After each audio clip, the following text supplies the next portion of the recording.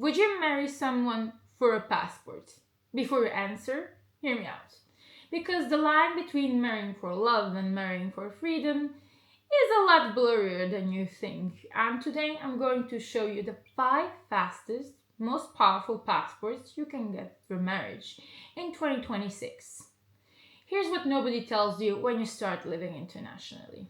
Who you fall in love with can completely reshape your financial and geopolitical future, not in a calculated, cold way, but if you're already dating across borders, building a life across borders, you should at least know what the upside looks like because marriage is one of the oldest, cheapest, and most legitimate paths to a second passport on the planet, to a second citizenship to be precise. And in some countries, it happens surprisingly fast. So, are we talking about love or strategy? Stick around. And if you're new to this channel, welcome to the Passport Investor. And on this channel, we discuss second citizenship, tax optimization, internationalization, and all strategies to increase freedom, profits, and mobility. So, number one option, which is also one of my favorite countries in Europe, is Spain. It takes only 1 year of marriage to a Spanish citizen. Marry a Spanish citizen, establish real residency, pass a basic language and culture test, and you can apply for one of the top EU passports in the world. The Spanish passport is also one of the strongest passports globally now in 2026. So 1 year of marriage, if you're already dating a Spanish citizen or already are married to a Spanish citizen, you should definitely consider this opportunity. And honestly, when we talk about Spain, I have a friend who recently moved to Spain for the first time in his life. He's exploring all of Spain and he's absolutely in love with Barcelona, Madrid, Valencia.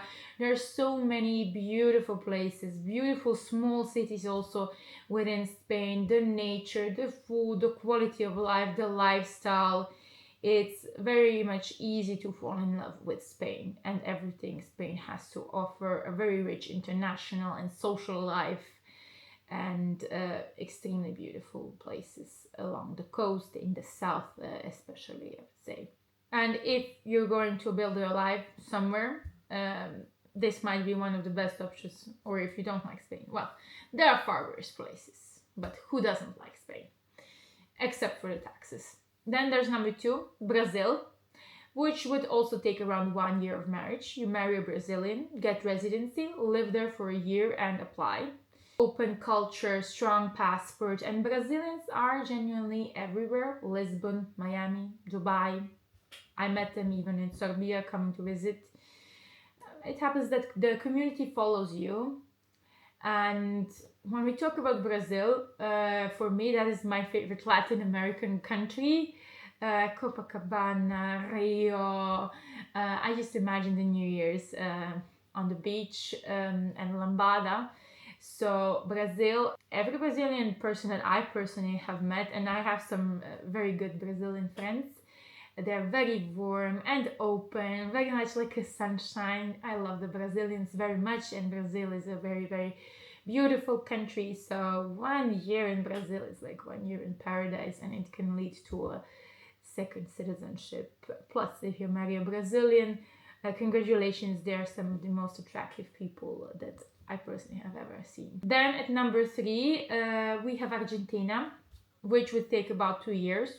You can apply relatively quickly after marriage, but you need a real demonstrable residency.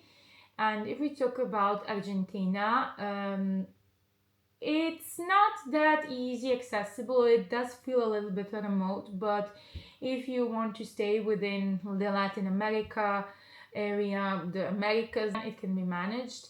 And Buenos Aires is one of the most underrated internationalization places in the world right now. And also one of the best lifestyle cities. It has very much a European vibe, like a 1920s vibe. Now it does feel like it's a little bit more far from the rest of the world. However, it's Argentina and there's so much to explore and see. So consider Argentina. Also, without marriage, Argentina has one of the fastest naturalization routes, only 2 years of residency. and one can apply for the Argentinian citizenship. So Argentina should definitely be on your radar. Then at number 4, I want to mention Italy, which would mean 2 years of marriage if you live there.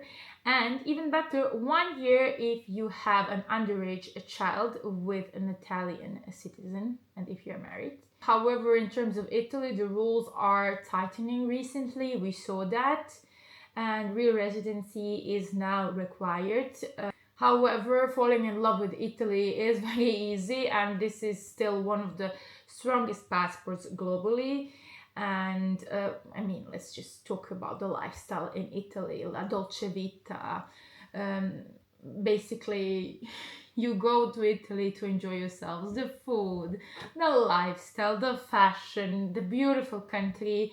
Italy just has a lot to offer, so many beautiful cities to explore, and the Italians are very also warm, open, they communicate. So this is a great opportunity if you already are dating an Italian or want to marry an Italian already, which I know many people do want to.